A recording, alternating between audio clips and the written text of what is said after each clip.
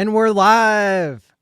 Hello and welcome to the 167th episode of HEX Therapy Live. I'm Maddie ALLin with special guest, a wild SJ. Hello, I've Welcome. appeared. Thank you. Thanks for having me. There's a lot going on Yeah, today. today is a big one. Yeah. So, I guess our breaking story here, and I'm excited to talk with you about the Pulse Chain tour and everything else that you're involved with. Our breaking story is that Twitter allowed Richard Hart to have a verified organization badge, and then 30 minutes later they took it away from everybody. So how weird is that? Hey, I have a quick question, Maddie, before you get into that. Because Sure. the Pulse Chain conference and the HEX conference badges, that's the first time I've ever heard of this organized verification badge. Are there other Mhm. organizations out there that have these badges already? Like, I've just never seen it. I never heard about it until you started doing this. Yeah, the program I think is maybe like in between half a year and a year old, and lots of organizations use it. Okay. Coinbase has one. Binance Okay. has one. Maybe I've seen them and Um, just not recognized what it ever was. So, yeah, sometimes their logos suck. There's a podcast called the ALLin podcast that's the largest financial podcast in the world, hosted by some of Elon's friends. They were the first group I saw to do it. all right, cool. But the cool thing about having a verified badge is twofold. One, you get twice as many impressions. So like every post that you create is boosted 2x. So that's cool. And then the other thing is that it's harder for people to impersonate you because of this whole system. Like that's half the reason the whole system is set up. However, it's very ironic today because when Twitter like killed the HEX conference verified organization badges after Richard was added, what happened next? What happened right after that? Is a Richard Hart impersonator got a badge, got a verified organization badge, and started scamming people in the comments. This is today. So this highlights the importance, and this is a part of the very detailed, like I have spent all afternoon and all evening writing a letter to Twitter support outlining all of like their own terms and conditions and definitions, highlighting this instance of a Richard Hart impersonator who's scamming people having a verified badge, and yet Richard doesn't. And it's kind of, it's my understanding that the Twitter's verified support team, they're going to review this situation, and hopefully based on everything I've learned about their rules, they will reverse their decision. They will give everybody their badges back. Yeah, I hope so, man. Like I feel lucky right now that I did the Hex one. But and I have seen, I mean, to to your point and the point of these badges, I had definitely have seen a boost in engagement. So that's Mm-hmm. been really cool. Like even because a lot of times I as someone who's trying to get the word out there, I pay attention to the algorithms and I try to do things like post with images. If I'm going to do a retweet, I usually will like requote it with an image and a little bit of text, right? Because those are things that bring attention.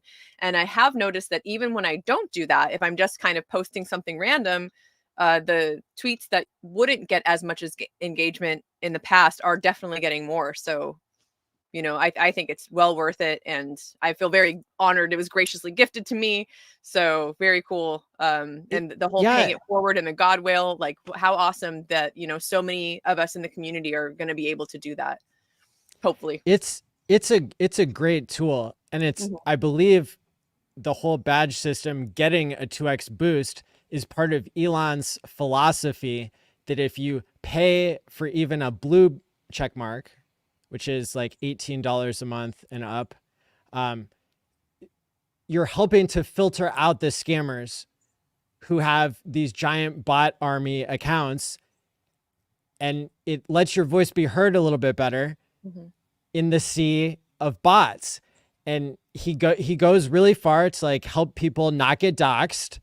Like Elon was seen this week telling his friend Jason to back up and stop trying to dox people. I mean, Interesting. that's a big deal. Like in Ethereum, what happens when one of the Ethereum co-founders got hacked? You know, they decided to not roll back the chain. Richard has talked about that in the past. Like before that in Ethereum, they did roll back the chain when somebody got hacked. So like these are really monumental decisions for like the future of humanity. Is like, are we going to play by the rules? Like, you know, is code law? Are the rules going to be followed? And so, yeah, I really think that even if you look at the 2x boost and like the philosophy behind it, it's about amplifying true signals.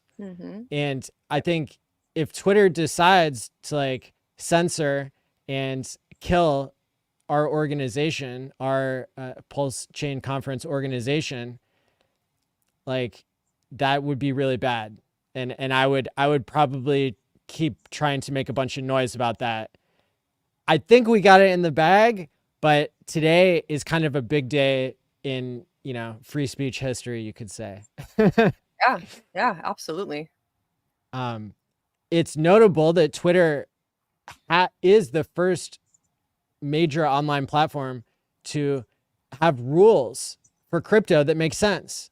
All the other advertisers out there, Google and Facebook, they haven't just gatekept crypto. They like super gatekept it by even stopping legitimate projects from advertising. On Twitter, if you dig into the millions of pages of terms of service, they actually make a distinction between educating people about DeFi and smart contracts. That's okay. And it's not just you guess it's okay. It's in black and white. It's written in their terms of service. That's okay. Wow. And then if you're sending people to a decentralized exchange, they say that's not automatically okay on Twitter. Like if you're paying Twitter to advertise, which even this program really isn't doing. But if you're going above and beyond the verified organization program to pay Twitter to advertise, then they have rules against linking to a decentralized exchange, which kind of makes sense. You know, like if you're linking to a decentralized exchange, maybe you're linking to Joey Coin or something that's like a phishing attack, or, you know, there's lots of things that can go wrong in DeFi, as we've seen with all these hackers and scammers and stuff. So I think Twitter's ad policy makes a lot of sense. I think their definition of what an organization is, people who are associated with each other, I think that, you know, the Pulse Chain Conference and the HEX Conference definitely meet that criteria. That's why we got approved in the first place. And so it's just strange that when Richard's account, and, you know, in the list of reasons why Richard's account may have like been flagged after 30 minutes of having a badge to say they're going to pull or review or pull all the badges, you know, it could be it's because he was verified as under the old program. Before anybody had blue check marks, you had to be a what did they call it? You had to be a notable person. And so if you remember, why did Richard buy that diamond? Some people said maybe it was so he could get a bunch of news articles so he could be verified on Twitter, and then people would stop scamming as much by impersonating him. So yeah, this is I think this is a big deal. The story is still playing out. I've submitted like a super detailed letter to Twitter. I will probably post that later today and ask people to retweet, because the more we can get this issue out there and kind of, legitimize the fact that we're not a bot army. We're people who really like creating content all year round about Pulse Chain and about HEX. And we have every right to consider ourselves an organization that is worthy of getting a 2x boost and is worthy of stopping imposters, of which in crypto there are many. And super sus that it's just the Pulse Chain ones. I mean, if the HEX conference and the Pulse Chain conference are very, I mean, wouldn't it be the same kind of organization? How is it that just the Pulse Chain people That's had that that's full? what that's what would make you lean towards this idea that like maybe there was something about Richard's account having Right? been verified under a different system that could have triggered this. I mean, there's, if you think about, sometimes I try to put myself in the shoes of Twitter, and I'm like, hey, look at what's on the screen right here. There's somebody impersonating Richard who like is using a verified account to try to boost their credibility. So yeah, I mean, another possibility is that they have nothing against Richard. It has nothing to do with him being a notable person, but it's just that his account is so large, and the verified badge system is like still kind of new, and maybe they just they had a red flag go up to where they were worried that his account was at risk, and if they're doing their job, they don't want famous accounts to get hacked or stolen control of and all that good kind of stuff. So I'm hoping that that's all it is, but we'll see. Yeah. Hopefully everyone gets theirs back soon, ASAP. Yes, that's right. I know, like, yeah. So I have done deep dives into everything I can, and there's no reason why, there's no reason why we wouldn't be considered an organization. There's no reason why this is going to be a problem. So hopefully they see it that way. I think this community has seen a lot of gatekeeping, and here is our hope that maybe that'll be different this time. So Yeah, I think it will be, for sure. There's so much momentum happening right now. I was talking to someone earlier about this and just trying to get their point of view, because so for myself, I've only known HEX. I've only known this community. I didn't know crypto before this, or that there even were other crypto communities. So as someone who's been in crypto, longer, like yourself too, like how how interesting is it, like having gone through this cycle of absolute like getting hated on, and then all this crazy gatekeeping, and now to finally see, I mean, I've been in here for a minute, but like I can't even imagine the people that have been here longer than myself and like really went through the brunt of getting, pardon my language, but like shit on and like gate kept. And now finally to hear people that are larger influences within crypto in general, who have larger followings, make mention of, oh, by the way, I've got a pulse bag. Hey, by the way, I've been holding, pulse X. All these people who have just not spoken about it at all. Is that, how exciting is that for you? Like, are you feeling like the momentum of that?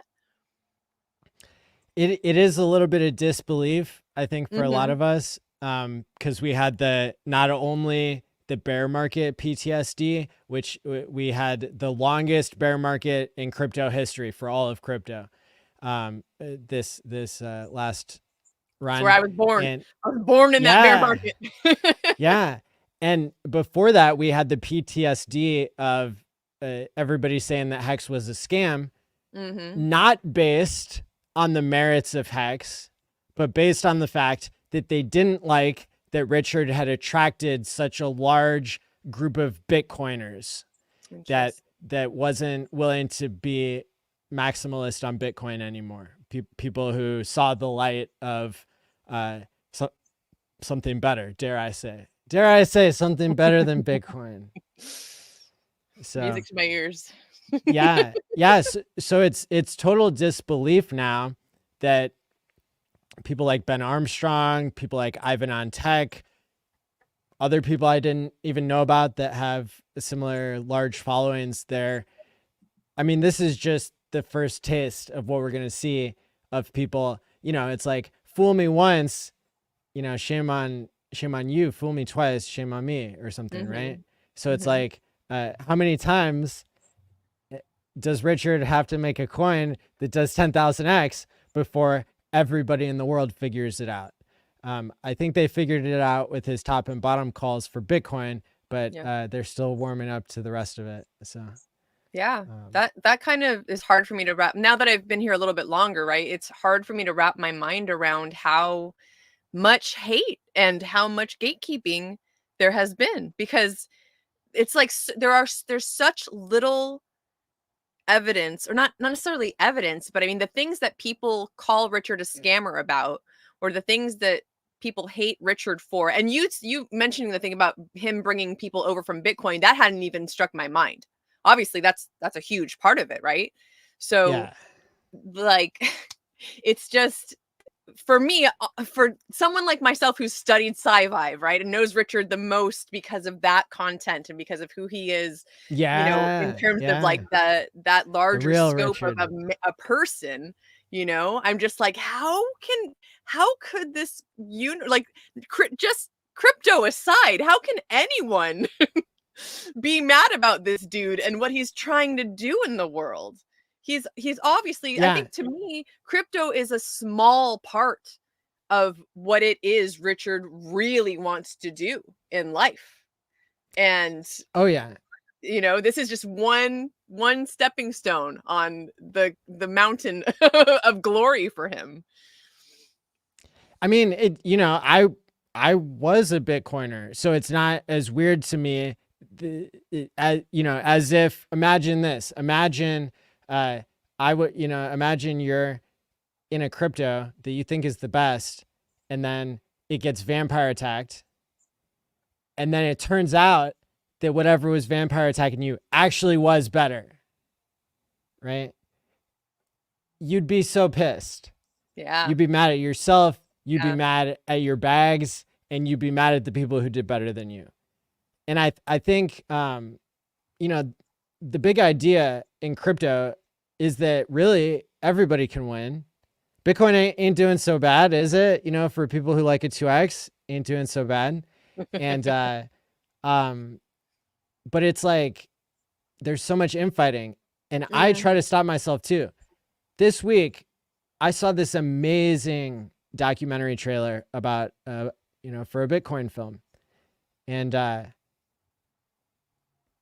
but my blood started to boil, and I was like, don't turn hateful, don't hit on the Bitcoiners. The title of it, SJ, the title of it was "No More Inflation," and literally Bitcoin I doesn't think stop I saw you inflating post until that. 2140. Yeah. And Yeah, it's I saw like, that post.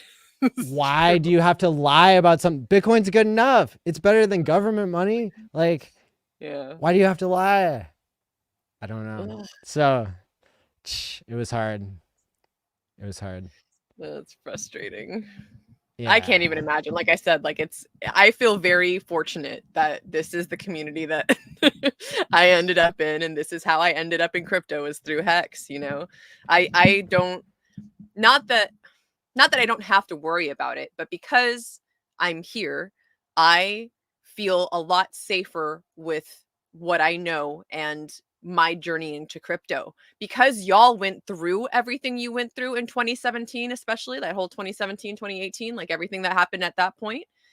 I learned from all your mistakes and all your lessons and all the rug pulls and all the scams. I've heard story after story after story after story, and I feel very sure that I know how to take care of my crypto, and I'm very, careful about how I invest and what I put where. And I mean, at this point it's all Richard coins that, for me personally, that I've purchased. Like, I don't have extra money to play around with yet, right? Like, I don't have the Yeah. the ability to do that at this point. But, when I do eventually, I know what to look out for. I know what not to do because y'all have been through it and have told your stories. And I think that that's one of the greatest benefits of having come into crypto through the HEX community, because people are so willing to help and so willing to tell their stories and so willing to be like, yes, this is this is something that is better. It is sure. It is 100% uptime. It has never been hacked. There's, so many benefits to this beautiful, wonderful, magical, currency that we have called HEX. And I just am so grateful that I get to spend my time and energy, right, traveling and talking to people and, uplifting this ecosystem, because it really truly is something that is going to change the world. If I didn't believe that, I wouldn't be here. I wouldn't be spending my time and energy talking about it, because that's part of, I think, my personal journey in general. I've always been passionate about whatever it is that I'm involved with. So, whatever job or whatever, I mean, I did some like advocare, multi-level marketing things, like, because I used the product. I believed in the product. And finally, like, man, it feels so nice to finally be in something that is not that's really worthwhile. I guess that's the best way to put it, in many ways. And to be around people who I think are are the smartest people in the world. It's the whole iron sharpens iron, right? Like, we really have a lot of wonderful, helpful, gracious, generous people that want to see other people, like Richard says, right? His cup is full and that's overflowing. And that's how I think that's what I want to see happen over this next bull run, and I'm in disbelief because I've never seen it happen, right? I've never experienced a bull run. So I'm still just like, I can't wait for that to happen, because it's way better than a bear. I way better. It's way better. If you've packed your bags, it's really and know great. how to take profit. I've been learning from people, and I've heard, like, that's an important thing to do. Like, if I could hold forever, until the next bull run, I would do that, but I can't. Like, I'm definitely going to be selling some when I can, when it makes sense for me to, because I am going to need money to live off of. Absolutely. So, yeah. Well, that's the point. Yeah.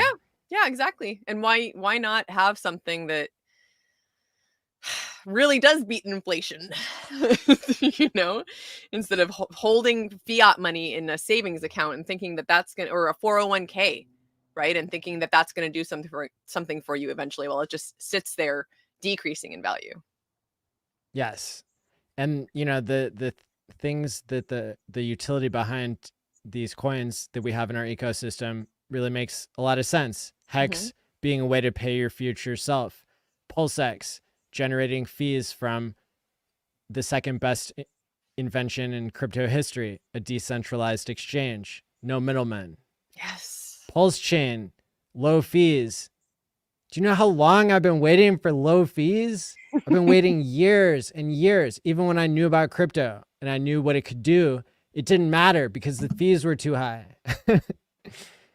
Yeah, I heard Solid. Mana, who's a NFT artist, I heard her speaking with RG, and just talking about how ridiculous it's been for artists wanting to do that, to mint on Ethereum. It was like, or to do anything. It's like, there goes $10, there goes $10, there goes $10, and that adds up for every little transaction. All of that adds up. Oh yeah. And I can't imagine. I mean, like, I obviously, like, I know, like, I've had to do a few things on Ethereum, but it's awesome to have Pulse Chain and to see the adoption coming to Pulse Chain finally. Like, oh gosh, I was listening to someone else today and I can't remember. Oh, I think it was Katie. Yeah, it was KDP. KDP was talking to Ben in the spaces, and she just mentioned how cool it is that Pulse Chain has all of the things that made other chains great. Right? Like, this chain had one thing and this chain had another thing, and Pulse Chain's already got it all. Pretty much. Like, we've got forks and copies of all these different kinds of development projects, and it's just moving right along wonderfully. Things are going really well. And yeah, so this is really exciting. You are a really great example of what it means to be building community and be a positive light for everybody. So just catch people up who haven't been following you from the beginning. Like, what's your how did you get involved with the RH ecosystem? Sure. I'm super glad you brought this up because I really wanted to bring up this story because it involves you. So, um, so Crypto Kool-Aid is who brought me into this ecosystem. Hopefully I'm good. Am I glitching at all? You're good. Okay. Cool, because I'm using Starlink and it's, every now and then it's a little crazy. But so Crypto Kool-Aid told me about HEX, and was very adamant. He told myself and Side Effects at the same time and was very adamant about, at the time I was looking for something like, I was looking for this. I had just sold my home, my brick and mortar house, and I was starting to look into a high yield savings account, an additional like an IRA account. I even looked into options trading. So I was already doing all this. I was like 75% of the way through an options trading course when Crypto Kool-Aid came to me and was like, "Hey, so there's this thing going on." And I knew about crypto. Like I had bought a little tiny bit of Bitcoin in 2017, diversified into a bunch of little coins because of Crypto Kool-Aid, and then forgot all about it. I didn't touch it. I didn't look at it. I probably made a ton of money and then lost it all without any clue because I had other things going on in life. He was like, "Hey, remember all those little coins I told you to invest in? I want you to take all of that and put it into HEX." And I was like, "Okay." And, started to look into it. And then because I was so busy learning about all these other things, I was like, "Hey, can I just give you some cash and have you, do this for me?" And he was like, "Absolutely not." And he started to teach me about not your keys, not your coins. Be your own bank. Do your own research. He said, you're doing this because, you trust me as a friend, but I don't want you to listen to me. He said, here's some people that I want you to go listen to. He gave me a list of different content creators, and Whales Only was the one that really I resonated with because I had taken that options trading class. So he was coming from the stock market background, and that all clicked for me.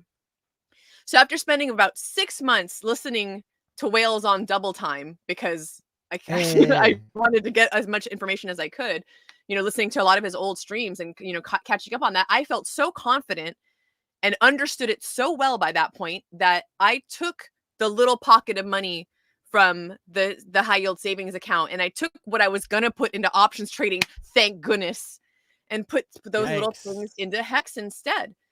So after all that, and that was like 6-7 months. I was like, okay, who is Richard Hart? I'd never heard of him. I was never into crypto. I didn't know about crypto influencers. I didn't know about anything. All I knew again was just a few people in the HEX community. So I started looking into Richard, and I find out, and I think it was probably through you that you'd mentioned Sci-Vive and that Richard had written a book. And I was like, okay, well, if this guy's written a book, I should probably read it if I want to really know who he is or what he's about. So I looked, and I travel often, and I was like, well, where's the audiobook?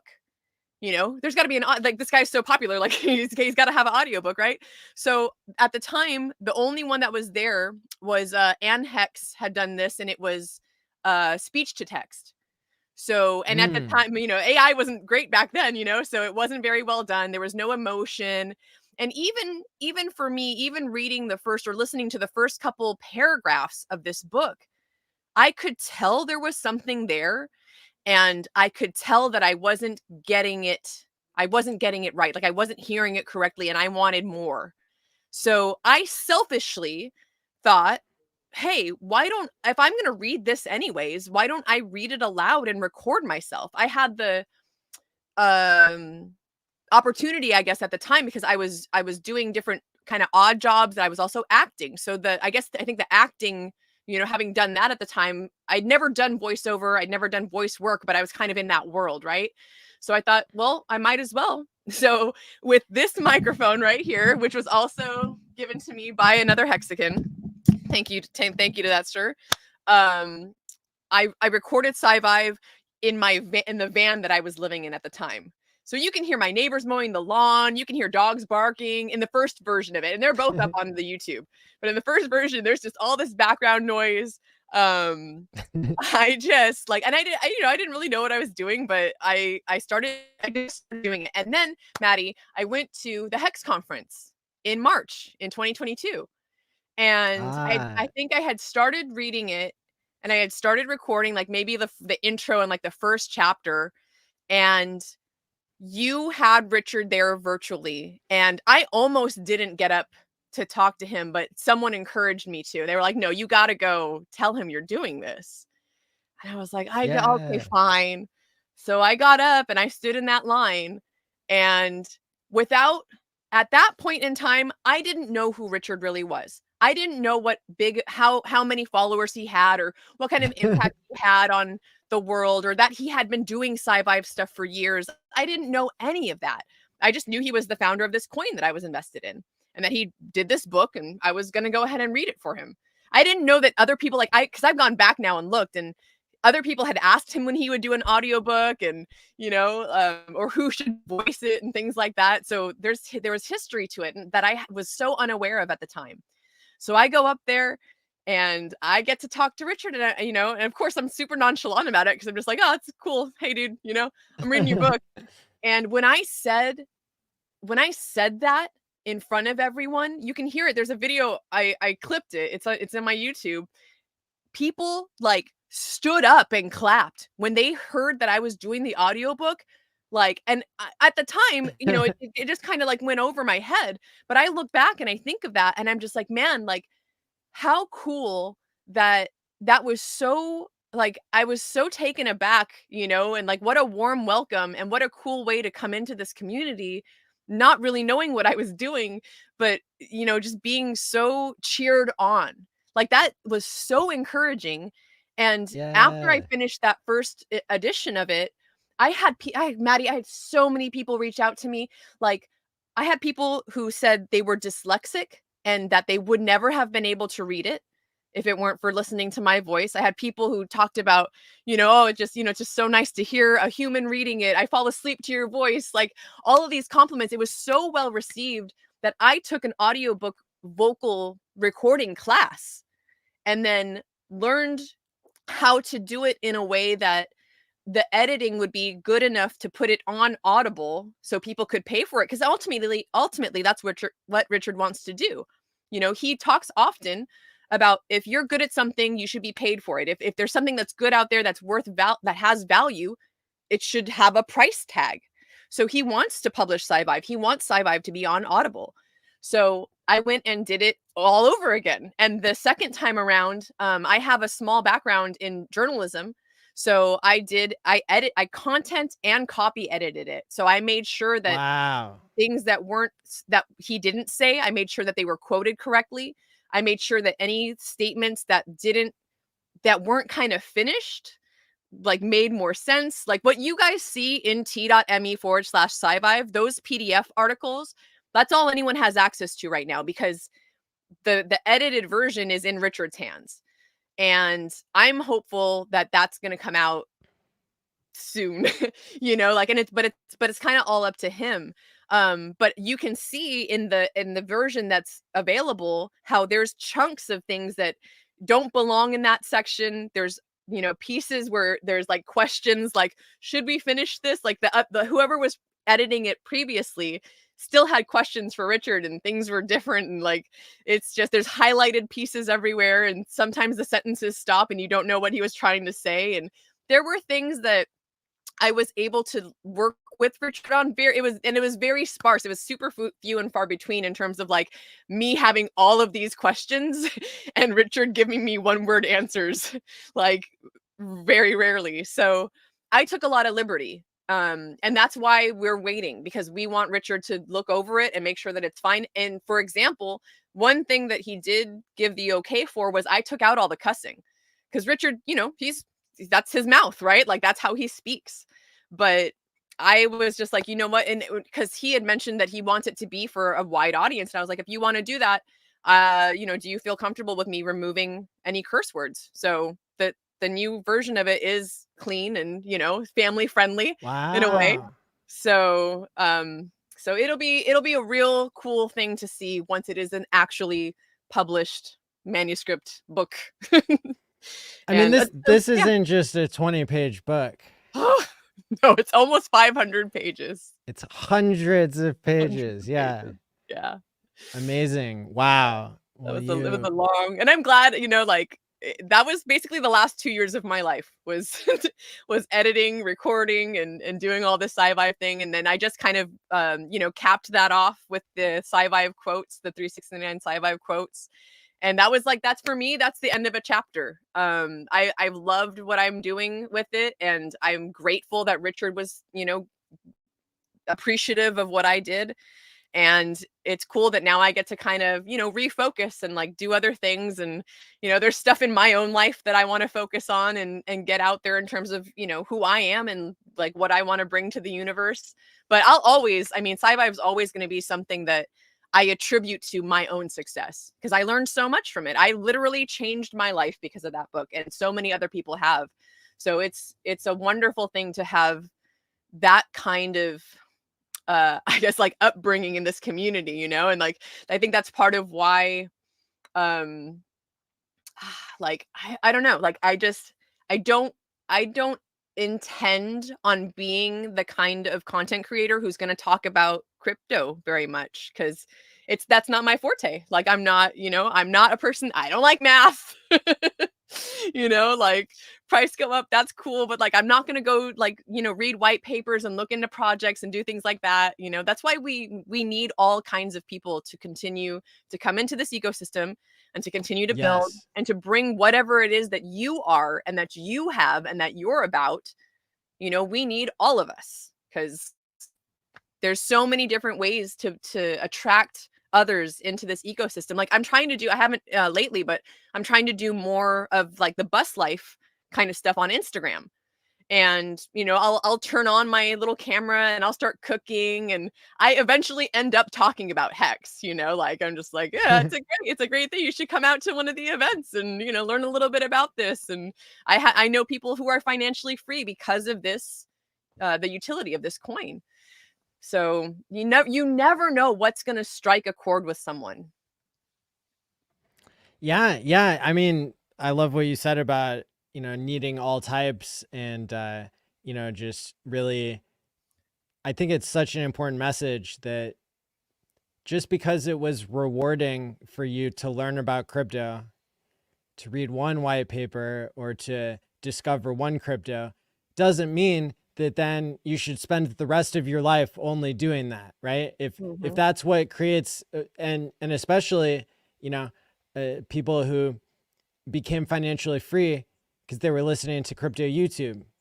Well, if that means that now you're going to be chained to crypto YouTube for the rest of your life and like that's not enjoyable to you, or you're going to miss out on some other aspect of life, it can be really powerful to step away from the things that were immediately rewarding to you and to grow beyond that. And Yes. I think it's like really hard as humans to be 1000x rewarded for something and then just like set it and forget it. The whole idea of HEX was like, well, maybe people would stop trading because they would time lock and then they would just like come back later. Well, what ended up happening is that people ended up creating content and like being public and helping others.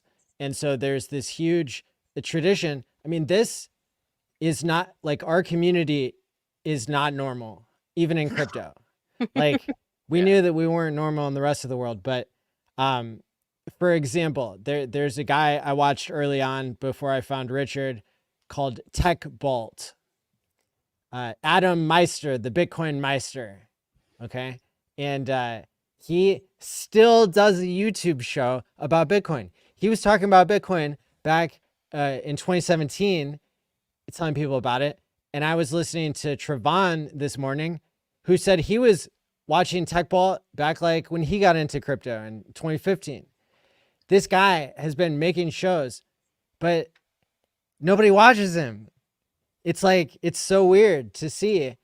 It's like, even if you get a coin where people do well, from it, doesn't mean that they're going to stick around and help others. Doesn't mean that they're going to, be loyal to that ecosystem.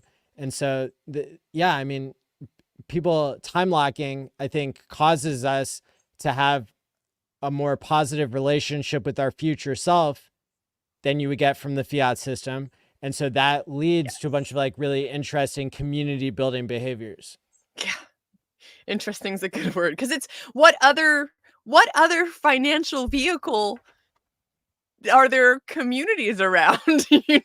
Like, and then it goes down 99% and everybody's still there. Zero. There's nothing like that. Nothing.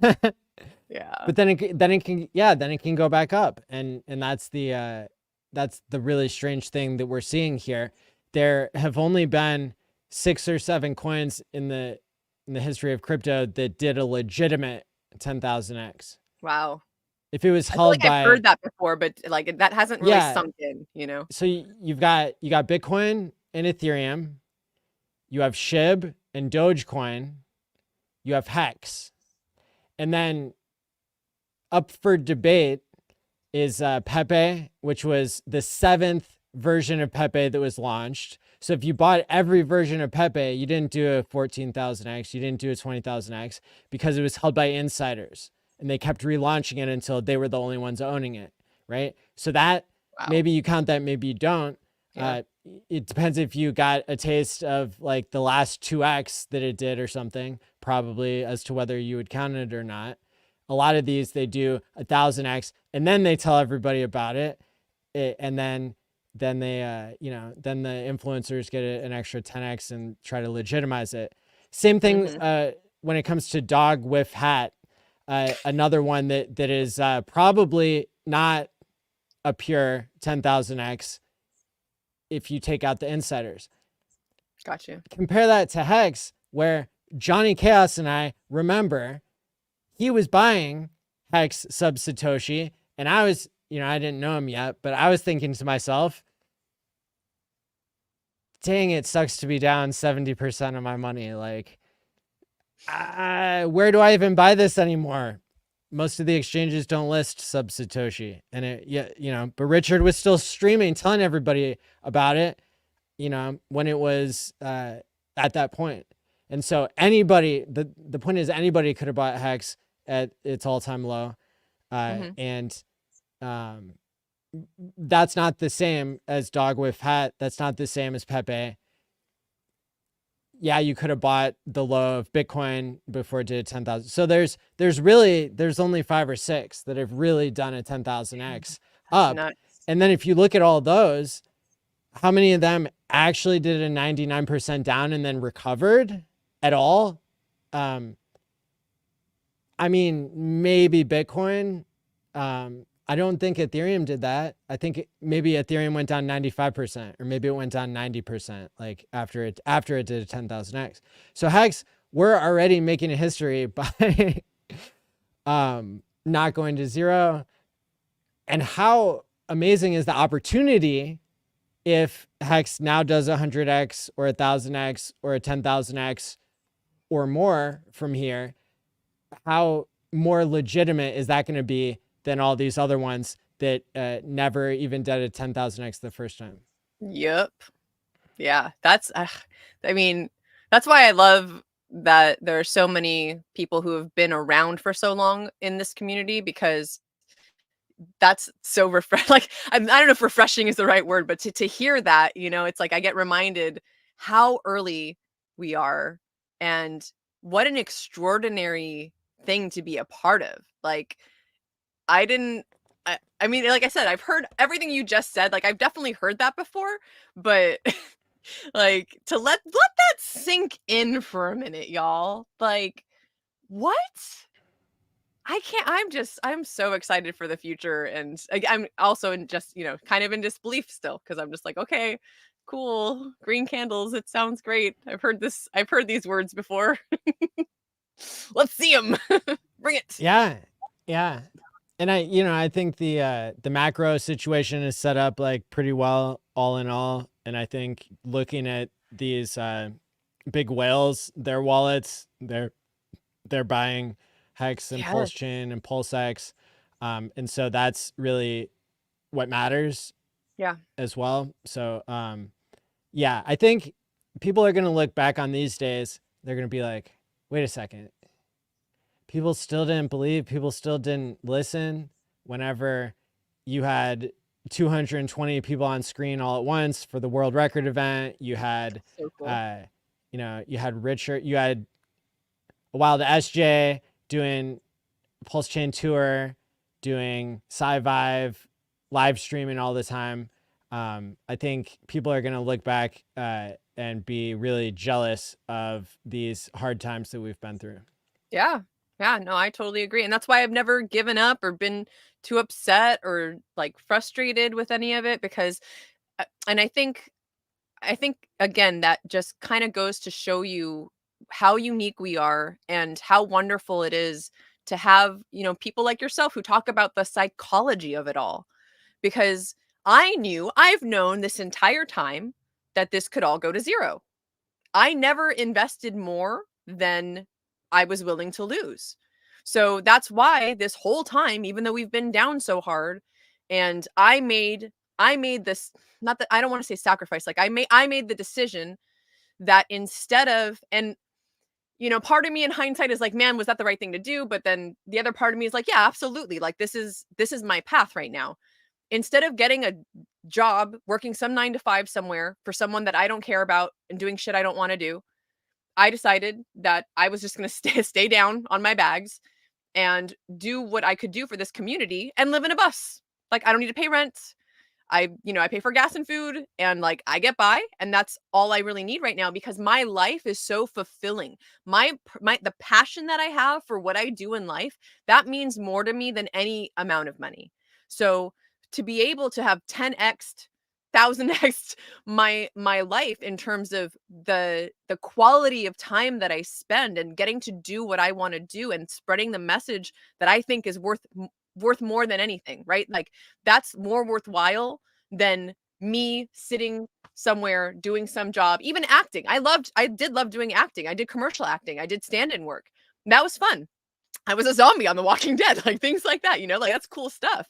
But to be able to instead make an impact and bring people together and, talk about how this is something that is revolutionary, that is going to change, fix the money, fix the world. Like it's absolutely possible. And like RG says, I'm excited to see this become stadiums full of people. And on that note too, I I'm also excited to see over these next couple years. I think we're going to get to a point where there are Hex meetups, Hex seminars, and Pulse Chain, right? Like our whole ecosystem having events overlapping, right? I mean, there's crypto Mondays, right? Like all over the world. There are crypto Monday meetups and probably other days and things like that, but I know specifically of the Mondays happening. Like there's one in LA, there's one in San Juan, Puerto Rico. Like that happens. So to think about that this is where it started for us and that eventually there will be so many different events happening that people are going to have to choose, or that people will be able to localize and do what they want to do closer to where they're at. And Yes. also on that note, like we were talking about content creators coming in and doing whatever it is on social media, I think the same is true of events. Like if you are good at an event, if you want to host a meetup, like if you're an extrovert and you just like want more people around to like hang out and talk about this kind of stuff with because your family won't do it and the friends you have won't do it, like Yeah. bring new friends into your life by hosting Make a something monthly, make a yeah, or just monthly something in-person meetup in your city like they do for Bitcoin. yeah, Hey, we got a exactly. special guest who just popped on. Oh snap. Hi, Miss Johnny. SJ. Hi, Maddie. How's it going? Good. Going well. So I like where you guys are taking this conversation because here's the fact that we forget as Mexicans. We are like 3 years ahead of mainstream. Seriously, we are already 3 years ahead of mainstream. So when we're trying to talk to people about all this stuff you can do on the blockchain, here's the problem. All they know is I've got money in my Coinbase. I've got money in my crypto.com. I don't care if Solana's network is down. I don't use the network. I just use this front end and it looks like my Solana's there. So it's just fine. I don't understand why you guys are talking about this blockchain thing being down. I don't understand. This is the problem that we have. Okay. People think that all trading is still done on centralized exchanges. They don't understand liquidity pools. They don't understand how any of this game has changed at all. Yeah. So we are so far ahead that it is that we're early to the party. I keep telling people this. It's like showing up to a party 2 hours early and getting pissed off and leaving because you're mad because the party's a drag and nobody's showing up and nothing's happening because you showed up 2 hours early. Well, the same thing goes with crypto. This is where we're at right now in crypto. There is a whole paradigm shift of actually, I don't know, holding your own coins. That alone, getting people to remove their coins off of exchanges saves so many hexagons, so many of us, right? People are like, oh God, the price is down. You still got your coins because it didn't go down with FTX, Luna, BlockFi, Voyager, or whatever else, you would have lost your coins. Celsius, you would have lost your coins. And that itself, just taking custody of your own keys and your own coins and using the blockchain for what it's intended, knowing how to use the liquidity pools and knowing that instead of paying those fees that you're paying on a centralized exchange, you're actually collecting those fees because now you are part of the liquidity pool. So we are so advanced because we have been first movers on just about everything in this crypto space, since HEX and the Pulse fork. We've got Pulse Chain. Well, we're saying, oh, it's flawless operations. Solana goes down all the time. And they're like, oh, let me look at my coins. Well, I don't know what these idiots are talking about. My coins are just fine. Coinbase says right here, I've got coins in my account because they don't know that is just a notebook. That is Coinbase's notebook. Your transactions are not taking place on chain. That is their unit of account. They can change digits from account to account without ever touching the blockchain because they hold the coins. And something else that SJ was talking about is, well, the exchanges couldn't free claim HEX. You're talking about the VCs and stuff. The exchanges couldn't free claim HEX. They were blacklisted. That's why they hate it. They didn't get any free allocations. That's another reason they hate it. They didn't get free anything. Yeah. So it's a scam, right? It's a scam because we did not get our bribe. Where's our bribe money? You cannot have a legit currency without giving us our bribe money. Because middlemen didn't get paid. Is that why? The influencers didn't get paid. You know? So it's like they're middlemen too. What do they have to do with anything? This is the whole pay for play system of the crypto space. And what Richard has done was completely turn it on its head. He didn't bribe the influencers. He didn't pay off CoinMarketCap. He didn't bribe Cointelegraph and Cointelegram. He did this completely organically. And how he did it was, in fact, what's funny about this is the arguments that were presented against HEX, which could be literally applied to any cryptocurrency. And because of that, we were attacked and we had to go, oh, market cap's too high. Well, let's go look at that. Oh, the OA owns too many coins. Well, let's go look at that. Oh, it's a scam because this guy's an expert. Well, let's go look at his last calls. Let's look at what he was promoting last week, last month, last year. So we've educated ourselves in a way because of the questions that were posed to us, which can be literally applied to any cryptocurrency. Where does the ETH go? Gosh darn it, I never really thought to ask where the ETH goes when I traded a coin on Binance or Coinbase or made a swap. I never really thought about where that money goes. Yeah, where does that money go? That sounds like a valid argument. Maybe I need to call CZ up and say, hey, what are you doing with that money when I traded it for that other coin? What are you doing? What are you doing with that money? It's such a non-argument that it was just, it's like, where do you guys come up with this stuff? You know, it's how do you even come up with this It's stuff? from the legacy. It's legacy thinking. They're like, Mm. you know, they're making assumptions of things that have not been promised, and in some cases explicitly said that you No shall have expectations. no expectations. Okay, and I mean, it's wild. I was just in a Twitter Spaces. Here's another good one. I was in a Twitter Spaces. I was listening in because what is it? The Mario's crypto roundtable, Mario right? Narwhal, yeah. That account sends me a message all the time, like, "Hey, want to come on and talk about NFTs?" And every time I message them back, I'm like, "I'm not an NFT guy. Never have been. Look, I can talk about DeFi and I can talk about crypto, like SEC overreach, right?"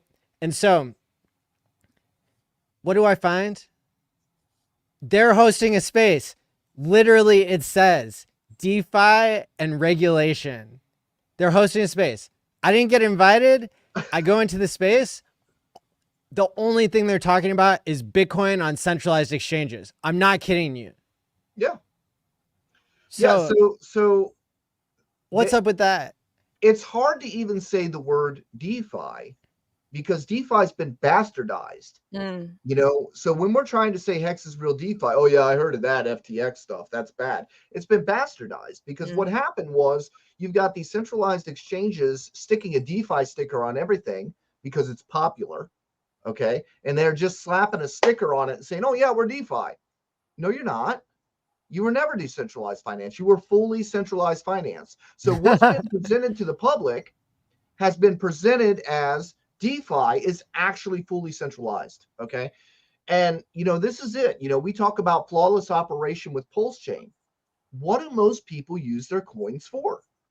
They just trade them. They just trade them and they trade them off chain. They don't trade them on chain. Okay. This is not a problem until they remove the buy and sell button. That's when it becomes a problem. We saw that with AMC, but you know what? That was so long ago that nobody remembers it. So the new people coming in, the newbie mindset is, okay, who do I give my money to? That is the That's newbie what mindset. SJ was saying earlier. It's exactly what I, that was Who do I what give I my asked money Kool-Aid, to? and he was like, no, this is not how this works. and that's what they think crypto is. I put my money into Coinbase. I've got my little picture of the coins that they say that I have. Okay. And then that's good enough for me because they don't know the difference between Coinbase's database and the blockchain. So we've got such a bridge to close that, you know, we talk way over everybody's head.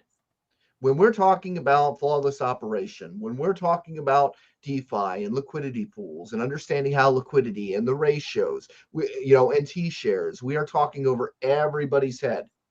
We're not bridging that gap because we are way too freaking early. So right now, we are the crazy loon birds. Flawless operation. Hey, nice shirt. 555. Very cool. Hex Fashion Network. Shout out to them. Organic cotton. I love it. Hey. And by the way, SJ is like killer on video games, guys. I'm just gonna say we're playing Resident Evil 7, and she whipped the shit out of Mia. I used to compete. It shows. It shows. Yeah, it's a whole other life way back in the day, man. So, guys, these are my actual friends, guys.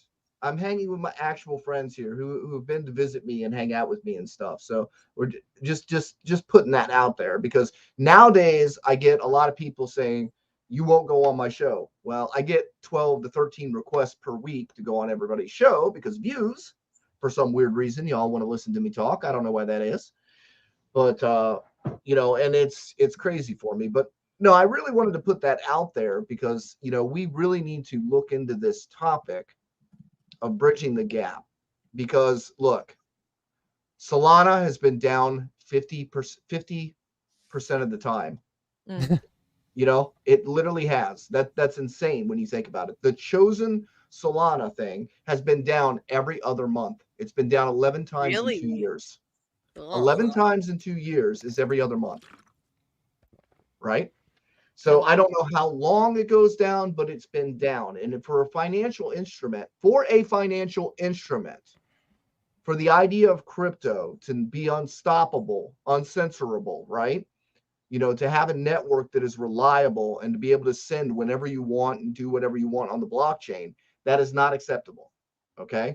Now, the funny thing is, like I said, because it's being traded on centralized exchanges and they're not doing anything with it. They're not LPing. They're not doing you know, they're not doing anything with the dexes. They're not doing leverage trading. They're not doing you know, like liquid loans thing where, you know, we have liquid loans where you can borrow against your asset.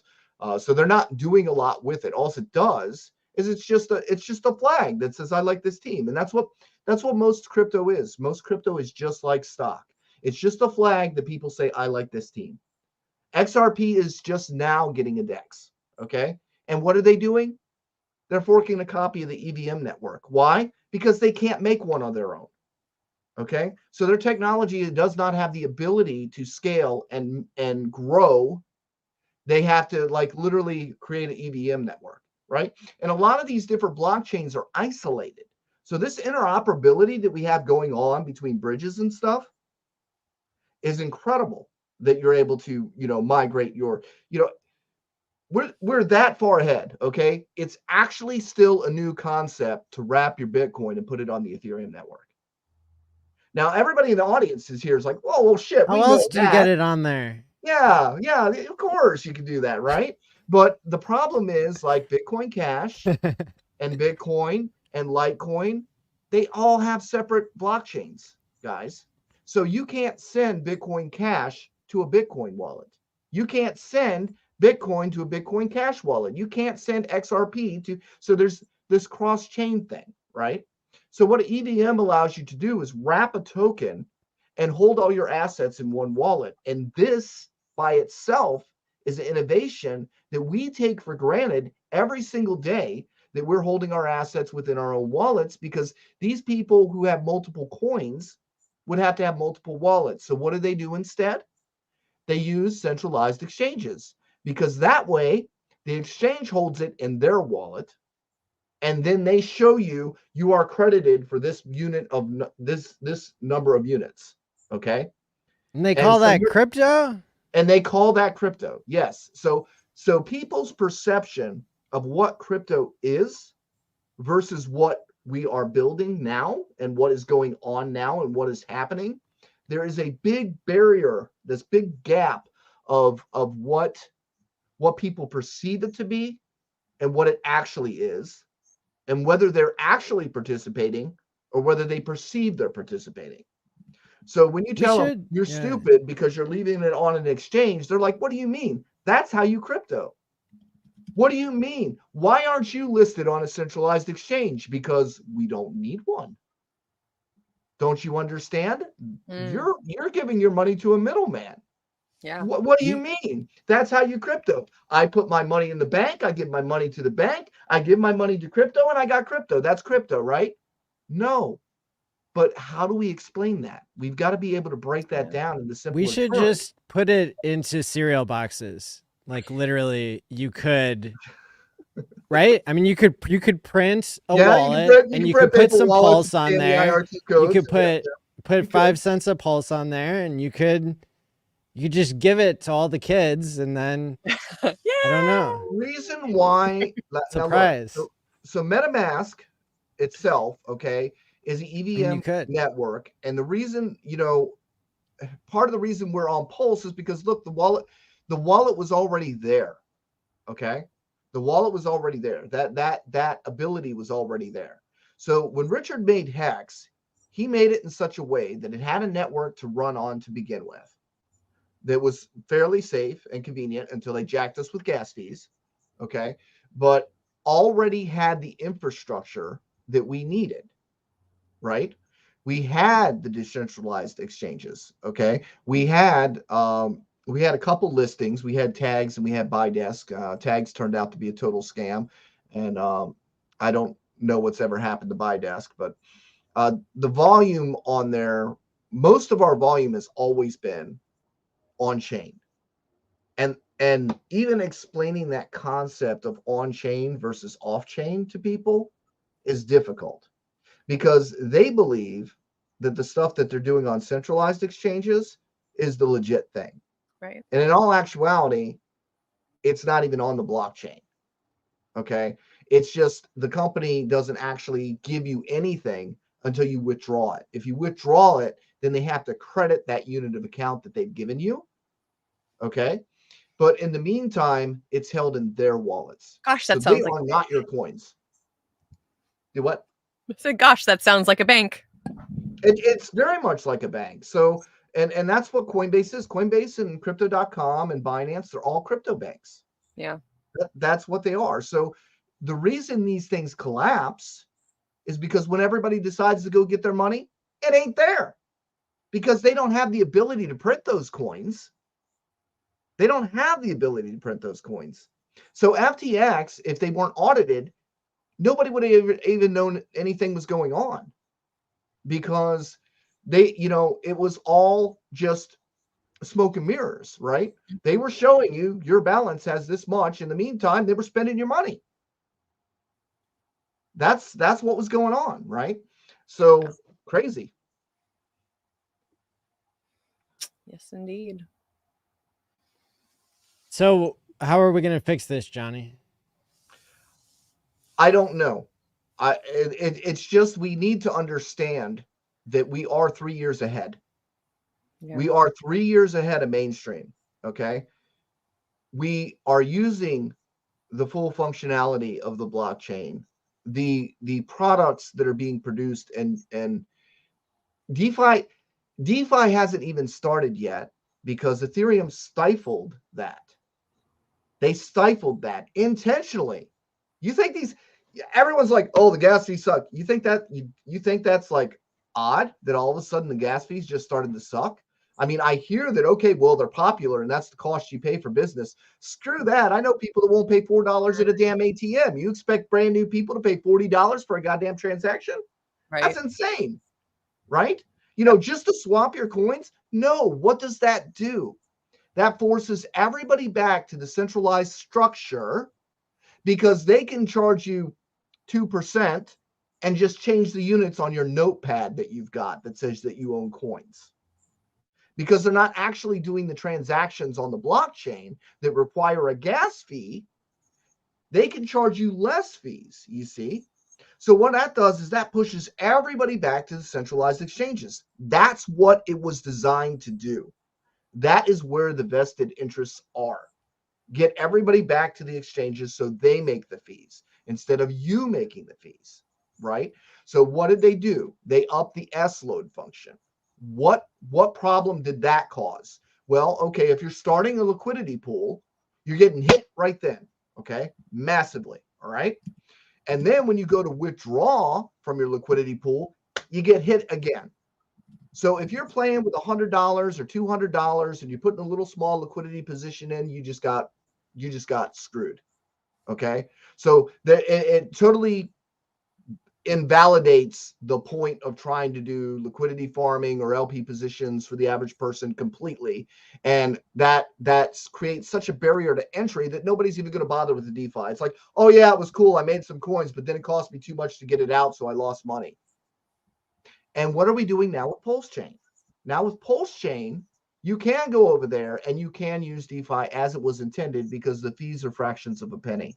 So if you want to put in a liquidity position for $100 for 2 days, you can still pull it out and still be profitable, right? They don't want that. They want to drive all the traffic back to the exchanges, okay? That's what they want to do. That is part of the reason why these gas fees are so high. Nobody wants to do anything about them. Secondly, you don't like it? Get off the chain. There was no viable contender. There was no viable contender for the Ethereum EVM network, that had all the functionality to do all these things, because none of the other stuff is doing all these things. You don't have an Aave, a balancer, multiple bridges, cross-chain compatibility. You don't have any of this shit on the other networks, right? And some of them are highly centralized, right? You got 14 people running Matic, okay? 14 people in India, Sami says, running Matic, okay? Optimism has one validator. They could shut that shit off anytime they damn well want, okay? You've got, you know, so when we say, okay, we've got 50,000 validators throughout the world, people don't understand what decentralization is. It's just a buzzword to them. Oh, it's decentralized. It's Farfignugan. You know, I mean, they've got to, you know, use that as like some kind of buzzword, but they don't actually understand what that means. What that means is there are 50,000 validators throughout the world. If one falls out of queue, then the next one picks it up. As long as one of those validators is running, the network continues. Okay, that's what that means, but people don't understand it.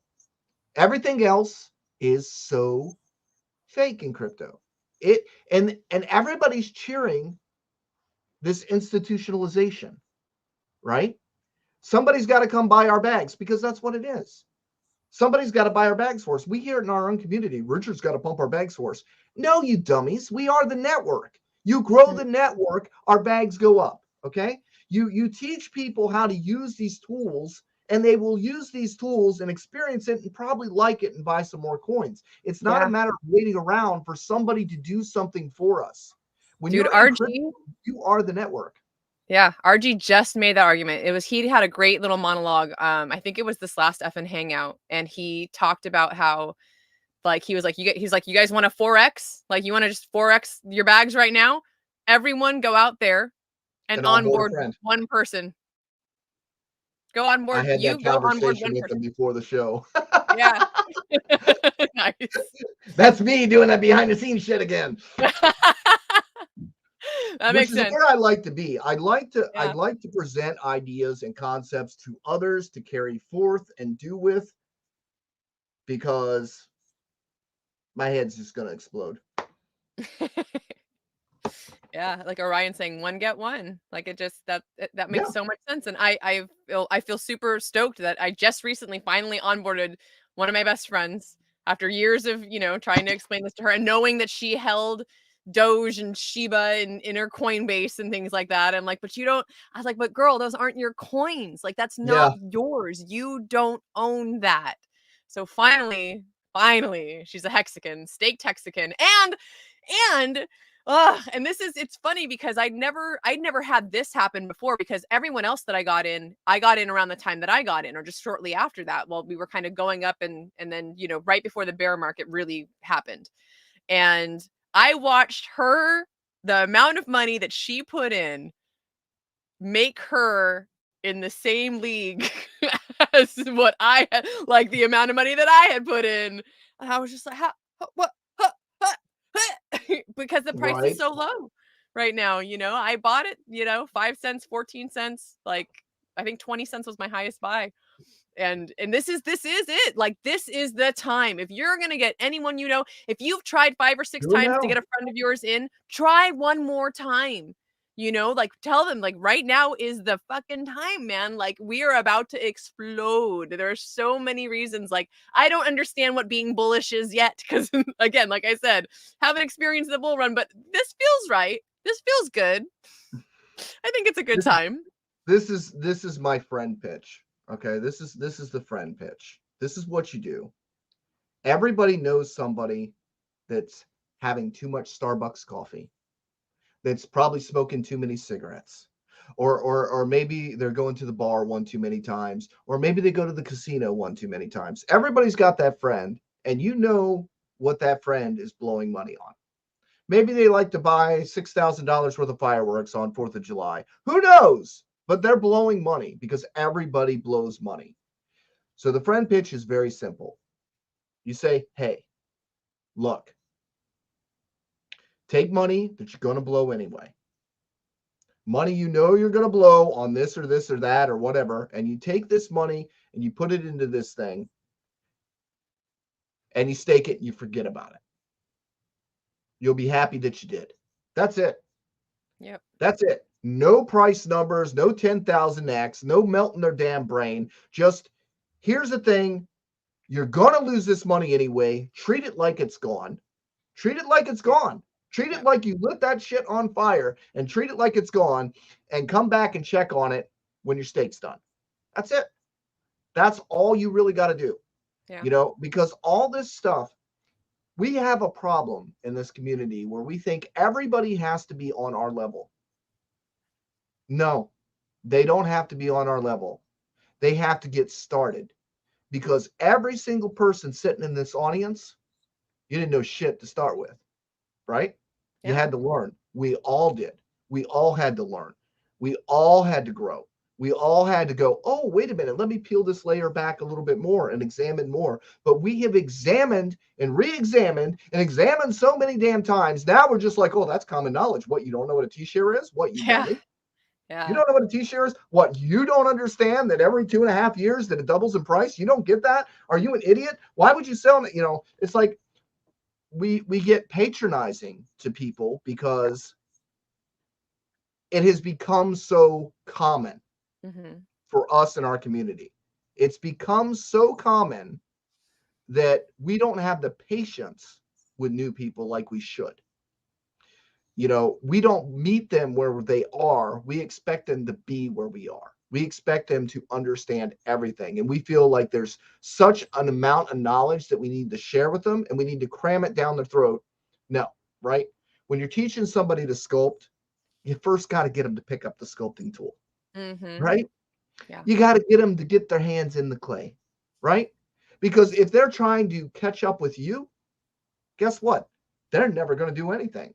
You know why? Because they're going to throw their hands up in the air and go, haha, that's too hard. Show them a masterpiece. Oh, okay. And today we're going to be doing this. And they'll be like, no, I'm out of here. Too complicated. Got to go. You know? Yeah. I want to, go ahead. Oh, I saw what Z said, and, you know, speak to that, and who I've heard tell this story over and over again is RG. You know, like, he got his best friend in at the top.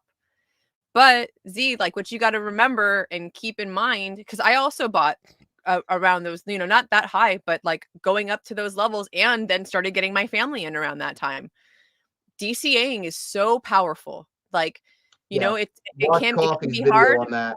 Yeah, it can be hard when people, you know, like you've put in so much, and then you know, feel like wrecked. But if you understand the power of a DCA, and you get those friends, like any of those people that bought at any of those times, you get them to put a little bit in at this point, and that average, Johnny, you're better with numbers and math than me, you know, but like it balances it doesn't even ridiculous. cut it in Everybody half. thinks it's like 50% or it meets in the middle, but it doesn't. It actually No, offsets less. it so extremely that it's absolutely ridiculous. And Coffee has a brilliant video on this about, I forget what it's called. It's like something they'll never tell you in crypto or something like that.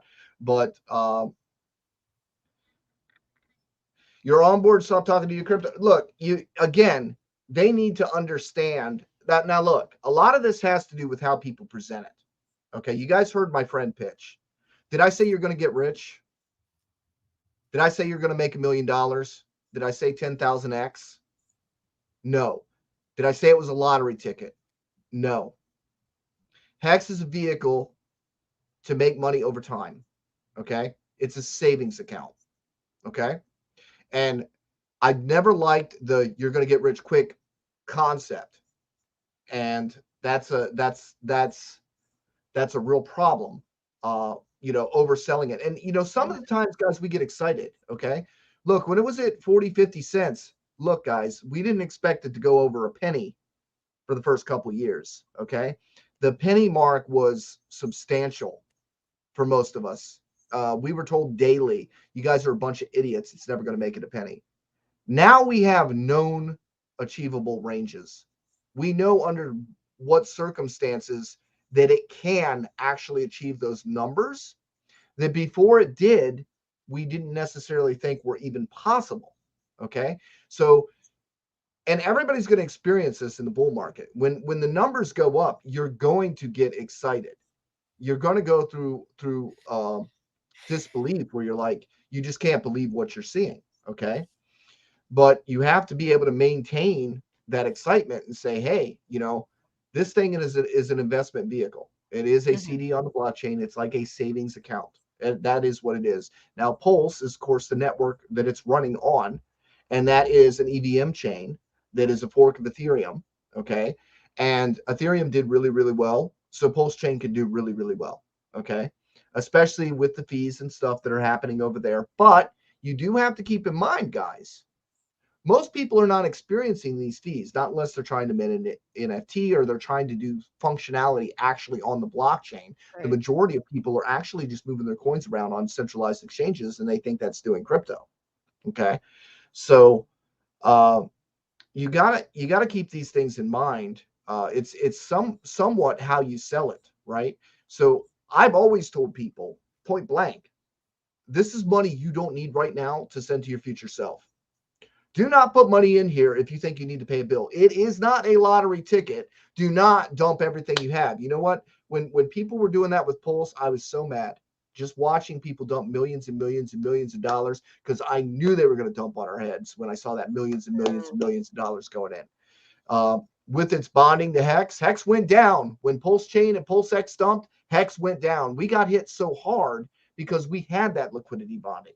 It drug us down. Those weekends that came in for the lottery ticket, that's what drug us down. That's what put us back to reset. Okay. Interesting. And I really think, guys, with the amount of gatekeeping that has happened, okay, I think we got off to a false start. I think we can do so much better when now we've got, BitBoy talking about us. We've got Ivan on Tech talking about us. Blockchain Boy admitted that he was off about HEX and that he was too harsh on it. Crypto Mason actually lost his sponsorship with Binance because he was talking good about HEX. Okay. Crypto Man Ran said what? He said, Richard built a product. It does exactly what he said it would do. Okay. And he doesn't understand what the problem is.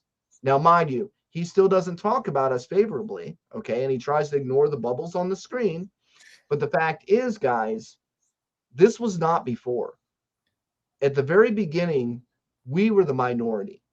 Okay. We had thousands of people calling us scammers and and giving us grief and saying, who the hell are you? We've got the reputation. Nobody follows you people. Go away, you stupid troll accounts. Quit being a bunch of bots, and a bunch of Richard Hart fanboys. Okay. We got that daily. We were outnumbered. We weren't ratioing other influencers' posts. We were getting beat down on a daily basis by everybody. It was the popular thing to do, was to trash HEX, to trash Richard. Everybody just got in on the gangbang and they, just started beating everybody up. And that's what they did. And they had the power. Well, they used to. We get more views than they do these days. We really do. Yep. And, the community, there has never been a community like this because we were forced to be educated. We were forced to be educated and understand the blockchain because the experts are just paid actors reading scripts. They don't really understand crypto. So keep in mind, some of these influencers, they don't understand crypto. They never have. They understand their sponsorships and they understand pre-allocations and they understand how to dump on your head, but they don't understand the blockchain in general. Preach. Okay. So true. So you can't expect them to give you proper advice about what's a good blockchain and what isn't, because they're not educated to the level that your very average hexagon is. A lot of these guys, guess what? They're pulling up their portfolios on Coinbase and Binance because they hold their coins there, because they don't even know how to self-custody their own shit. Think about that for a second. Okay? That is how far they are behind. So here's the problem. You got to wait. You got to wait with your coins in your bag at the party 2 hours early for the rest of the guests to show up. We don't know how long it's going to take for the paradigm shift and people to discover what's actually being built over here. We don't know how long that time is. but you're fortunate because you're here now and you Yeah. have the education that you do, and you do know the difference. And you can't take that for granted that just because you know the difference that other people do, because they don't. This is what innovation looks like. When you are aware how to utilize something that hasn't been done, at least not on scale. The tools have been there. It's been slowly developing. Okay. Look at us all now. We're streamers. We had to learn how to pick up our cameras and plug Hi, them in Mom. stuff, right? We had to learn how to exactly. do all this stuff, right? And why? Because we were like, hey, oh my God, wait a minute, these influencer people, what do they have on us? Oh, they have a microphone and a camera? Wow, that must make them an expert. Yay, they've got a microphone and a camera. They're on the screen. You can go watch them on YouTube. That makes them an expert. Yay. No. So we put ourselves out there to show you, hey guys, anybody can do this. And RG opened up Discourse Syndicate for Friday nights so that everybody can participate. Not just people that say they're experts, but everybody had the opportunity to come on and speak their mind and talk about what they thought. And how did we support each other? Back in the day, we did raids, right, Maddie? It was raids. That's We sent right. everybody to everybody's stream, right? We built our community by supporting each other, not by trying to tear each other down. And And that's why that so disgusts me in this space now. Yeah, Because that's everybody disheartening. It breaks my heart. It really everybody does. wants to tear everybody down. Everybody, I've become some mini boss in this game that people think if they tear me down, it's going to make their life better. It's really interesting that people have that perspective. One, Johnny doesn't care. Two, Johnny's not engaging you because I don't need to have a conversation with nobody. No. I have conversation with my friends, and I'm not trying to make a name for myself. I'm just trying to get information out there for people to understand and grasp, to understand where they are at in this space and how much of an advantage that they have, but you don't see it. So here's the other problem with the Dunning-Kruger effect, guys. People hit that us. have knowledge don't think they have knowledge. They don't think they're as bright as they actually are. You guys out there in the audience, you are way more educated than your average crypto investor. Ridiculously way more educated. And you're infinitely less Probably more than corrupt than the influencers. majority of crypto YouTubers. Yes. And less corrupt. Infinitely less corrupt. So, I mean, you have to understand that the advantage is yours, but you have to be able to recognize it, right? So you've got people. So what's the other spectrum? All right. If you're a pet rock salesman, which is what the influencers mostly were in crypto space, they were pet rock salesmen. All they're selling is a ticker and a promise. Okay. And then, yeah, this team looks like they're going to do lots of good. And yeah, they've got a lot of backing and they've got sponsorships and they got this and they got that. What exactly did they just tell you? Nothing. They told you nothing, but they made that coin sound good. So you're like, yeah, I think I'll just go click that button and buy it, right? We're talking about stuff that actually does stuff, and that's foreign to them because they're an expert in selling a picture and a promise. Yeah. They're not an expert in actually understanding functionality, okay? They're not experts in finance. They don't make their money in crypto. They make their money in sponsorships, referral links, okay? And those type of things. They're not experts, okay? And you've got people. I don't want to get into this too deep because I don't want to bash for we are getting some mainstream adoption now. We are getting influencers to start talking about us, and good, because they're going to reach a larger audience than we ever could. They are the Walmart greeters of the space. They are first ones to the door. They're front and center, and I don't care if they want to talk good about it. Great. I do hope that eventually there's a Walmart shift where we can beaters. educate them so they actually understand that there's a difference. And you know what? It is sad because we do have people in the HEX community that I've literally heard them say that HEX is just another meme coin. And that, my friend, would definitely show that you are not really educated in the crypto space and you're still playing the lottery, because it is different. It is built different. And if you don't understand that and you think it's just another meme coin, that's because you are still doing the pet rock thing. You've not graduated yet. That would be so much simpler, though, wouldn't it? It would be, and it is. Wouldn't be as good though. We have. But really again, good. people stay away from things that they don't understand. Yeah. They want simplicity. When you Yeah. start talking about T-shares and staking and all this functionality and how this is this and this is that, or HEX is better than Bitcoin, you shut these people down because you're not meeting them where they are. You're not meeting them where they are. You're actually sometimes attacking their reality bubble. And when you harsh somebody's reality bubble, they're going to attack you. And they don't realize the reason they're so angry and they're so irritated is because you've said something that penetrates into their brain, and it triggers that fight or flight response because it's getting through. It's getting through. When you're getting through, people get angry because they have to reprocess. They have to take in that information that you've given them and say, okay, but most people won't ask themselves, why does this particular thing trigger me? They won't ask themselves that. They just get mad, right?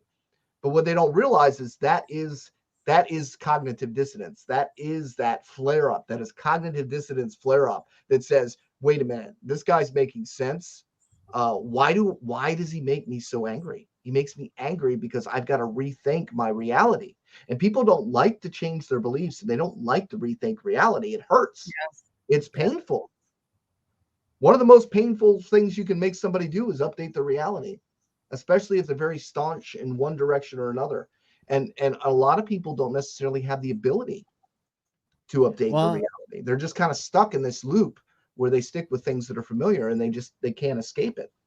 One of the most enjoyable things SJ is going to tell us about is meeting up with people in crypto to do fun activities together.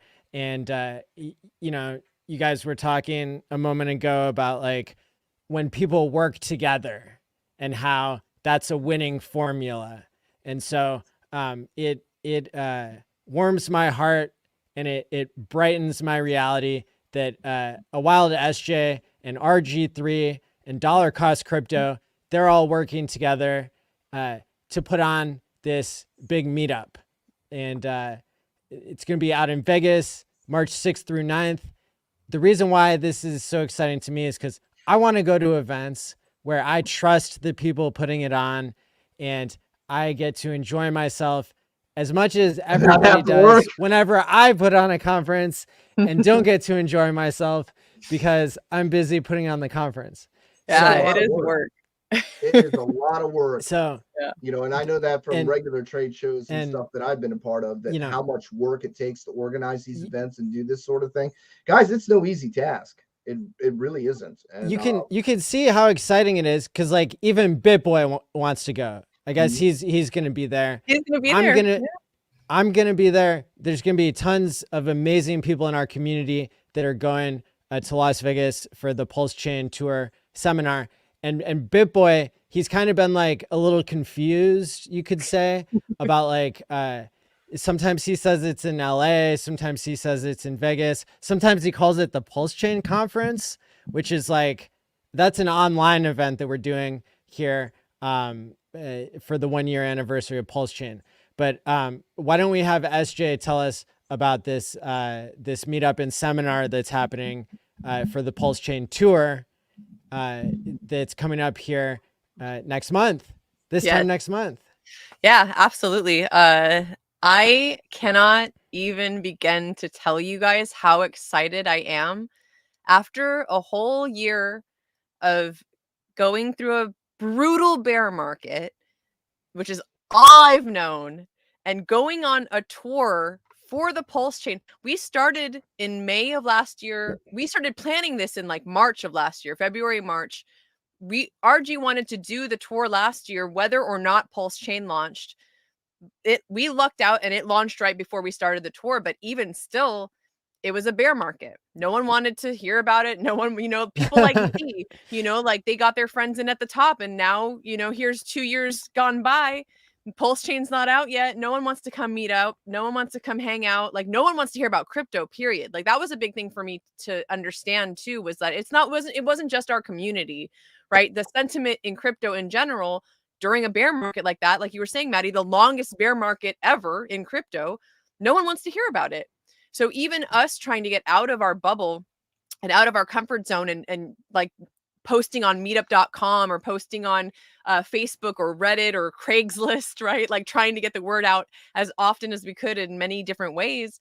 It was just time after time, not seeing these kinds, the kind of numbers that you would have when you did the HEX conference in March, right? Like hundreds of people.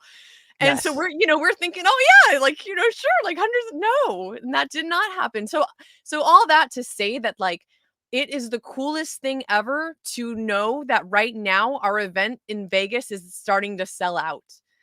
Amazing.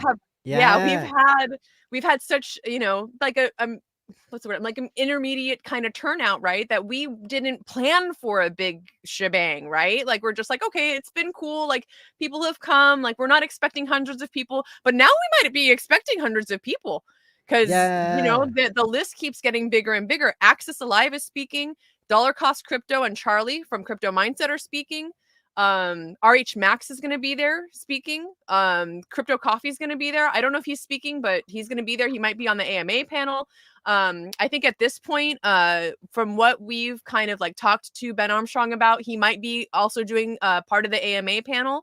That Pulse Chain Foundation pitch conference. So I'm going to announce this. We just confirmed that, because I heard Ben say it when he was with Hexo and we hadn't confirmed it yet, but we are in fact going to be able to now have, we're not sure what we're doing in terms of how we're going to break this down, but Ben is matching what we were going to give for the grant. So we had a $2,500 prize, and now Ben is matching that. So now there's $5,000 at stake for whoever is pitching at this pitch fest. We might do it to, several, like instead of just one winner, we might have a couple or two or three instead. So that's super big news. And then as far as I know, from what I understand, I don't think this is 100% confirmed yet, but there's a karaoke event that we added on the 7th. The 7th is our big VIP day. We're not really giving all the details of that because obviously, like, it's kind of for our VIPs and like we're gonna go out and do a bunch of really fun stuff. I'll tell you what though, it's gonna be a grand old time because I know what we're doing.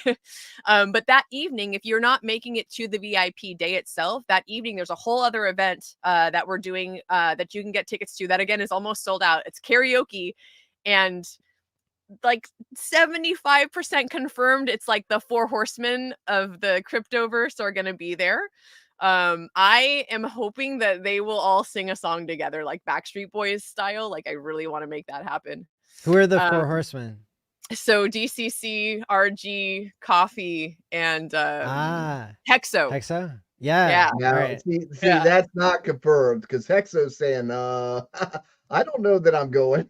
That's why I said 75%. 75% confirmed. I'm not 100% sure yet. I'm hoping Hexo, come on. Come sing with us. It's gonna be wonderful. Come do it. So I'm hoping that he makes it out. But I'll stand in his place. Maybe I'll like get a doctor's outfit and like, cut my hair real short or something. I'm just kidding. So just to put it out there as well, there is another event before that. So between now and Vegas, we have an event in Houston, Texas. It's called When Real Estate Meets Crypto. So we've got a few speakers that are coming out. Corey Geary is going to be speaking. I saw him in the chat earlier. What's up, Corey?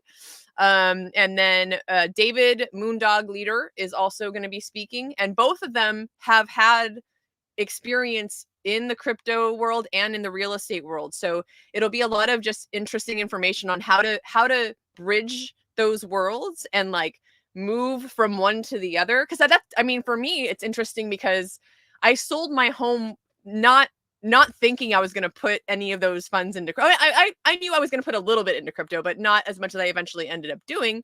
And then I know that when I do take gains and I have the ability to, I would like to buy land or something, you know, like some kind of property, because that makes sense for me, right? Like, a lot of people, like, I feel like that's a lot of people's track, right? Is that you know, take your gains, you buy a house, you do something tangible with it, right? So that is going to be a really cool event. That is February 17th. And then on the 18th, that Sunday, we're going to be hosted by Danny the singer. He's also speaking. But He rocks. the singer DM, Danny the singer. He's what's great. that? Yeah, He's yeah, great. super cool guy. Like, I really, like him. really, yeah, real awesome, wonderful attitude, super positive. He actually came out to the Los Angeles event that we did here, and so I got to meet his wife. I think I met his wife before, but they've been on the cruises, like they're just like everywhere. So super awesome. They're going to be hosting us on that Sunday. If you want to come out and do a VIP experience with all of us, that's going to be a real nice treat. And then we got some other stuff in the works, like I don't know, I don't want to say yet for sure, but April we're looking at Utah. We might be up in that area in April. And then we've partnered with KSB. So for the summer, HEXLion and Black Hexagon are heading up the European tour. So they're starting in Amsterdam on the 15th of June. And then on the 29th of June, we're all meeting up together. RG, myself, Black Hexagon, HEXLion, and we're all going on a cruise from Venice, Italy to Greece and back. So that's going to be a huge deal. And then the week after that, we're going to Munich, Germany, and then that's the end of the European tour. I think there's Cut out. You froze. .tv for that. And then the week after that, so July 20th, we'll be doing London. And somewhere in between there, I think RG was mentioning he wants to do a couple other little meetups here and there, because it's a week in between a lot of these events. And while we're going to be out in Europe, we might as well kind of just make the most of it and just do little meetups here and there. So That's awesome. So I where can't would even you tell you, find the yeah. list? Where would you find the list and all the information for this? Good So question. there's two places. PulseChainTour.com is going to have the information, all the Vegas events, the Houston event. I think the cruise is on there as well, but also KSB.tv is going to have more of the information for the European dates. So keep your eye on both of those, because it's like it's a joint effort. It's all on, like, we're all doing Pulse Chain Tour, but it's just different, different strokes for different folks. No cryptocurrency Totally. community ever, right? What's So that? no cryptocurrency community ever. So Wow. this is one of these things that really shocks people, is the fact that we appear to be so organized that you think that we're under some kind of direction, when in all actuality, these are individual community members that are putting these things together, that are building. This is community driven, and it's driven on the basis of education and teaching people all that stuff that we were talking about that they don't know, to know the difference between what is a centralized exchange and what real DeFi actually is, and what they've been sold as DeFi. So it requires the community to actually go out and make an effort to teach people these things, because they are not going to get them through the basic mainstream media, because they're reading scripts. They're reading scripts and they're selling ads. And we're trying to educate people. And that is where these tours come from. That is where that is why these things are necessary. And yeah, of course, there's some to it where, community members who've been following each other and learning from each other for so long want to meet each other. And, that's why I've went to some of these events and stuff too, because my inbox gets filled up with, dude, you got to go to this thing. So I've tried to I've tried to go here and there, but you guys got to survive to 2025 if you want to meet me, because I'm not running around all over God's green earth spending my money to come visit people. So there's one more thing before I forget that I want to mention real quick. So this year we decided to do something kind of cool, and this is something I never really thought I'd get into or be a part of or anything, but we decided to do a loyalty program via NFTs. So how that works is if you go to the pulsechaintour.com/NFTs, I think it's NFTS, you'll see that there are going to be for every ticket, there's an NFT that's correlated to it. And I'm the artist, which is so awesome for me as someone who has an art degree. I feel like I'm finally getting to dive back into art again.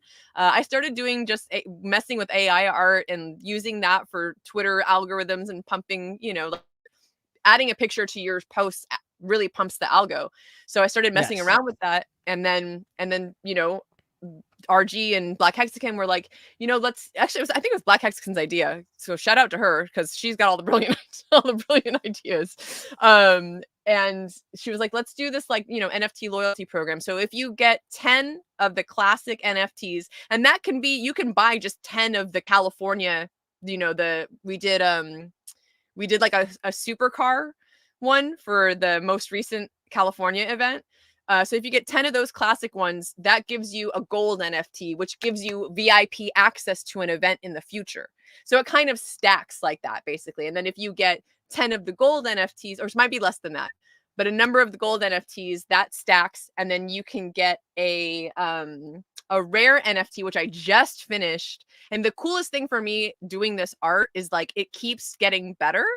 And one of the things, so if you're interested at all in any of this, or want to know more about the loyalty program, or want to see the work that I'm doing, check out tomorrow. We're doing Free Mint Friday.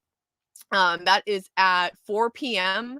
and there's going to be a space hosted by the Tang Gang, and you can, if you hold a certain number of HOA. And then the one that's going to be released tomorrow is a collaboration piece with not just Hexy Quinn, but Hexy. So part of it is Hexy Quinn related, and she provided part of the artwork, and then also Brandon Rags to Riches provided the music. So it's just something kind of 4 PST. I think 4 EST. It's Eastern time. Yeah. So 1 PST. And that'll be in the spaces. And then there'll be more information about it on the Pulse Chain Tour NFTs site as well later on. So yeah, super random, kind of just thing I never thought I'd be doing. But I really love it. And it's been really nice to have, especially Bullish, shout out to Bullish, because he really has helped us and taught us how to NFT, basically, right? How to do it correctly and without necessarily having to go through a platform and have the control over what it is that we're doing ourselves. So it's been really nice to get into something totally different. And I know our community has a really kind of divided stance on NFTs in general, but again, as someone who's done art in different ways over the course of my life, and I've messed with digital art at a young age, this is really fun to be able to be putting those skills back to work and seeing it be something that, people are appreciative of. And also it kind of propels the Pulse Chain Tour forward as well. So thanks for letting me have that space. Yeah. Yeah. Super exciting to give people the opportunity to go to these events.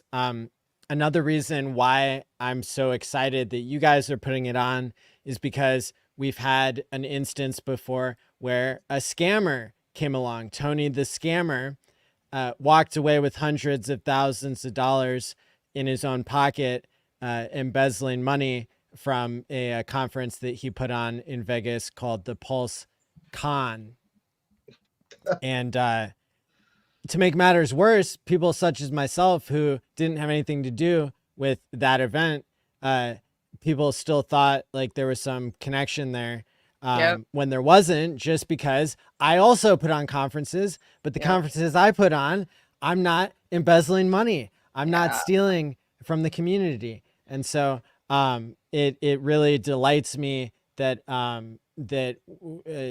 don't have to do it all now not that I ever had to, but that you guys are so trustworthy. A Wild SJ, RG3, Dollar Cost Crypto, that's a group that's, when Johnny says we're 3 years ahead of the rest of crypto, part of it is people having a track record and being able to trust, the people who are involved with, like, collecting the money and that sort of thing. Time and time again, I think we'll probably see in the future where people without a track record with our community come in, put in 6 months, and then, basically they perpetrate a scam just like Tony Yeah. did. And so Now, we kind of have to have our guard up and have to keep, going back, basically keep counting on people who have built up their reputation in the community. So I want to throw this out there too, is the fact that not all things that fail are necessarily with ill intent to start with. Sometimes people just go, oh, I can do that. And they think they can do it. And yeah. then when it comes down to it, they don't have the ability to organize. Well, in Tony's case, he was definitely planning the whole time to steal. And I witnessed him like renovating his house, like with money that he was collecting from the conference. So that wasn't a mistake. Well, in future, okay, people will organize and do things that they may not have the capabilities of doing. You will have event organizers and stuff that think it's a great idea to do this or do that, and things can fall through. So kudos, to people that are able to actually follow through and do what they say they're going to do. Like Matty has, every year he's organized, conferences online and otherwise. That takes a lot to do and organize. And it goes back to that thing again, where you don't know what you don't know. And if you're new to something, you might not know the level of skill or all the unknowns. You don't know all the variables that are going to come along and bite you in the ass until you actually have the experience of doing such a thing. So, this applies to all things in all life. Crypto is fairly easy. Anybody can mint a coin. You can click a button, guys. You can click a button and mint a coin right now. Okay, you can set the numbers to how many units and whatever, add a picture to it, whatever. Anybody can do that, but not anybody can make a product that's going to last, and that's very important to know. And it's very important to know, again, there are going to be people that aren't necessarily going to have ill intent, and they're not going to be able to carry through on what they think they're going to do because they don't have the level of ability to. On that note, like this is, it's gonna sound like might not sound the best right now, but I just thought of this because like honestly, when this tour, last year's Pulse Chain tour, was a thought in RG's head, like he was gonna go out and do this, and like brought me onto the team, and then just kind of like reached out to Black Hexagon and was like, hey, like you kind of already did this, like can you give us some tips or some pointers, dude?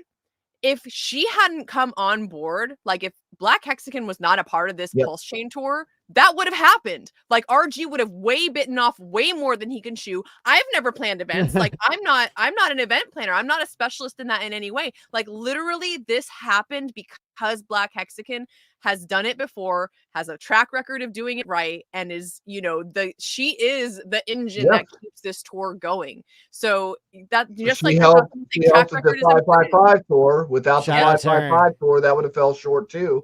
She's the MVP. She had to kind of play den mom. She had to play den mom and kind of keep you guys organized and on schedule and everything. So she is part of the gears behind what makes things fire. Big in this time. space. Big time. So shout out to Caitlin. She's really, she's got it. Yeah, for sure. So SJ and Caitlin, you all have put on 50 events. You've been touring the country twice over, and so we're so grateful for what you do, because again, these in-person events are where people get to go from their 2D world of internet friends and having a 4D relationship with yourself by time locking money, and then you get to bring it all into the 3D And there's something so magical. I mean, even Wales Only, when we did a conference, he said it was life changing for him to go to a HEX meetup, a Pulse Chain meetup, and he wasn't expecting that. He was just kind of going because you know, we were all going, and then it turned into something for him that you know, that he described as life changing. So yeah, everybody should go to an event, meet up with crypto people, whether it's local or at one of these amazing events that's being hosted by pulsechaintour.com. Yeah, or host your own. You can do it. You right. can host your own. I mean, we are the network, guys. Yep, You exactly. can host your own. You can have your own events. You know, I thought about doing like an arcade and a brewery night, but of course the bear market happened, and I just couldn't stand the fact that people are going to pass up these opportunities at low prices and spend money that they didn't need to just to come out here and visit. So I'll put it back on, but not until prices are better and things have settled down more. I don't want to cost anybody opportunity with the prices as low as they are, you know. So I just put it on hold for now. So if we get a 10 or 100x, then we're doing it's fair arcade game. brewery night. Yeah. All right. Midwest Texicans unite. There you go, man. You almost hit 2 hours. And we got we have a video to play. Oh, yay. Super regrets. I am already getting banned enough places. I'm gonna play it without audio. There's a great audio track. Shout out to Ministry of Hex, who's back from the olden days, who made this, I think. Yeah. And regrets, I'm going to ruin it by playing it without sound. Maybe I can play some StreamYard music to double mess it up. Yeah. Okay. Dance pop. How about that? All right. There we go.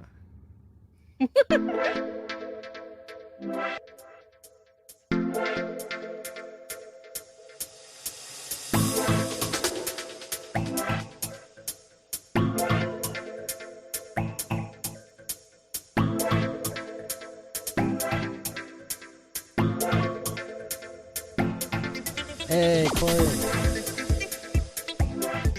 Don't miss out. Tickets available. PulseChainTour.com. Get yours now before they run out. Beautiful. You made it work, Maddie. Thanks. All right. Well, it's like for 40 seconds, they would like take down our entire 2-hour video. So. I got you. The other thing is, you know, you want to bring a friend. That's one way to do it. You got that friend that doesn't understand, or you're not the great communicator and you're not able to explain this stuff to them. Maybe this might be an event that you want to bring that friend to. And on that note, real quick, the Houston event, at least, is some of our events are like this. I don't think Vegas is like this, but for Houston, if you are coming, you can bring a no coiner for free. Okay. Cool. Yeah, that's a good way. Yeah. And I don't know where the pricing is or any of this stuff because I'm not really following it along. I don't think I'm going to learn much from talking to all my friends like I normally do. So, you know, but yeah. I have one request here, call to action at the end of the stream. I have posted what the letter I've written to Twitter about trying to get our badges back for Pulse Chain and for Richard. We talked about it at the beginning of the stream. You know, we had people closing down our YouTube channels. We've had people banning us on Twitter. We've been through this whole thing. It's never stopped, man. You got somebody complaining saying those guys are a bunch of scammers and they have to investigate it, and it'll probably get reset just fine. I've spent all day and all night writing this letter. Okay. Play your letter. It's your damn with show. With all of the details of like why we qualify. They should bring back the badges. you know, especially for Richard's account, there is an imposter who got verified. Yeah. A Richard scammer got verified, and then they took away Richard's badge. So, so here's the tweet, and if y'all would just retweet, like, and comment on this, then Twitter will understand how important it is, how real it is. This, is these. Even though I emailed the specific team that deals with verified organizations, they're kind of like, super special secret support email line. This will get the attention of other teams at Twitter as well, because I've tagged X and I've tagged support and I've tagged verified. And so even if one team is like not getting it or something, then the other team might be able to step in. So if people can go and like and retweet and comment on this, it would be, I think, a great help to all of us, and try to get, justice or fairness or whatever served here from something I believe, with Elon owning it, there's hope. There's hope that we'll get treated fairly. Commenting is huge, you guys. Like, if you don't notice it, or like, don't realize, just saying a few words on a post, like at least like 3 to 4 words, really helps pump the algo on it. Like, it'll bring it up again in someone's feed. Anytime a comment comes under a thread, it kind of gives it new life, and then more people see it, and then more people can comment, and more people can like on it. So I want to stress that, like, I'm actually about to comment on this, because I retweeted it, but I didn't comment. So I'm going to comment now, and maybe I'll comment and put at Johnny, like, say something back to me, because when that conversation happens again, like, that brings it up over and over again in people's timelines. Brilliant. Yeah. RG3, sick 'em, Hexicans. Don't get frustrated with people because they're not at the same level of understanding that you are. That's something very important that we need to put out there. Don't call people stupid. Don't call people retards. You got to understand that you have an advantage. Okay. And this is also not me saying, Hexicans are better than everybody else, or we should say we're better than everybody else. We're just at a different level because we have a different level of education, because we've been on a different path. And if you expect people to catch up on the path, you can't make fun of them every time they trip and stumble. They got some catching up to do, and you're going to have to be patient. If you're not a patient person, don't engage. Don't engage. Just leave people alone. If you're not a patient person, if you don't have the patience for this, that isn't your part. Direct them to somebody who does, and let them carry it on. Absolutely. So we'll be able to attract all types of people at all levels of understanding, and a while to SJ and Johnny and RG3 and everybody who's here is part of making that possible. So thank you all for that. And do you guys want to tell people where to find you? Go ahead, SJ. I know Johnny doesn't, but SJ. So I am at a wild SJ on all platforms, YouTube, the X, and the Instagram. Instagram's kind of fun. If you're on there, come hang out and watch me cook in my bus, because that's what I do. Other than that, let me think. I think that's it. Yeah, YouTube. See you on the Pulse Chain tour. Yeah, see you. Yeah, come see me live. PulseChainTour.com. Check that out. Come hang out. It's life-changing. It really is. So yeah. Dropped it in the chat there. Thank you. PulseChainTour.com. That's where to find her. You guys know where to find me. You know where to live. Perfect. Well, thanks everybody for being here, and until next time, stake wisely, my friends, and peace out.